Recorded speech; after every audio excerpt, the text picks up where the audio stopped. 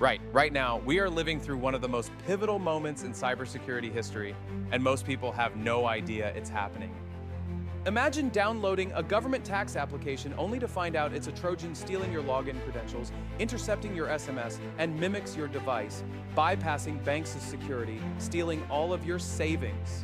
Let's take Vietnam as an example. With 90% mobile penetration and users spending an average of 4.5 hours daily on their devices from entertainment to banking, the country reported a staggering $744 million lost to cybercrime between January and October 2024. And it's not alone. Neighboring APAC nations are facing similar challenges. Cybersecurity firm Group IB identified a threat actor they call Gold Factory, responsible for a malware family targeting the Asia-Pacific region. Since June 2023, Gold Digger alone has targeted over 50 banking and e-wallet applications in Vietnam. They even disguised themselves as a government tax application and exploiting Android's accessibility service to steal login credentials, intercept SMS messages, and compromise user devices. Not long ago, many businesses in Nam Nguyen district, Lai Châu province, also received calls claiming to be from the district tax department, instructing them to download an online tax application. After that, the phone lost control. After they instructed on some installation software, my phone completely lost functionality and could no longer be controlled. Then I called back to the tax sub-department, the head comrade of the sub-department, instructed that those entities are not from the tax sub-department but are actually fraudulent entities. In response to these escalating threats on December 18, 2023, the State Bank of Vietnam issued Decision 2345. It mandates that by July 1, 2024, all credit institutions, foreign bank branches, and payment service providers need to build a biometric database. Now, any transaction over 10 million Vietnamese dong, or a total value of money transfer and payment exceeding 20 million Vietnamese dong within a day, must be authenticated by biometrics, cross-checked with data from the Ministry of Public Security. With advancements in AI, impersonation scams are becoming more convincing.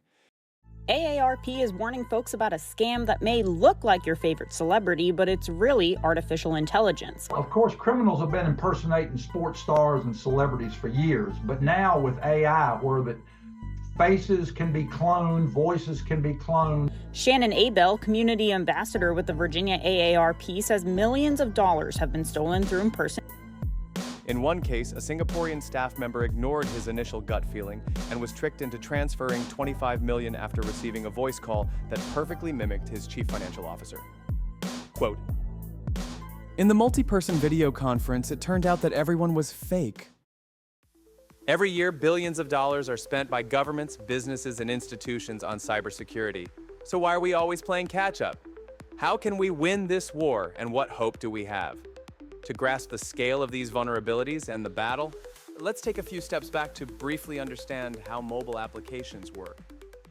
Imagine our mobile app as a bustling bank branch. On the surface, you see the front end, like tellers and customer lounges, where users can check balances or transfer funds. It's designed to be friendly and secure, but if someone sneaks in and tampers with this layer, they could intercept data or reverse engineer our code. Behind the scene is the back end, the bank's central vault and main offices. This is where transactions are processed and funds are verified. If an attacker gains access here, they can mess with core records or do far more damage. Connecting the front and back is a series of APIs, in other words, application programming interface. Imagine them as the pneumatic tubes that carry documents between the teller windows and the vault. APIs enable communication and data exchange between different software systems and allow authorized entities to access banking data and functionality securely, enabling a wide range of services. Then come our security layers, like guards and alarms, encryption for safe transit of data, authentication so only the right people can access the vault, and fraud detection systems that watch for suspicious behavior. Finally, there are third-party integrations, the friendly couriers or outside service providers who help with tasks like sending SMS alerts or handling payments. Each of these partners introduces its own risks, because if they're breached, it's like a side door into our bank. As you can see, there are many layers of vulnerabilities for hackers to exploit. To help prevent and maintain a secured application, security experts recommend companies and developers to adopt a DevSecOps development approach for mobile application security. And this means designing secure systems that address security from the very beginning and in every phase of the software development lifecycle allows for early detection of vulnerabilities. This can significantly reduce the cost and time of fixes. Deploy multi-layer application security, adding security on the device network and API communications, and track users for anomalies.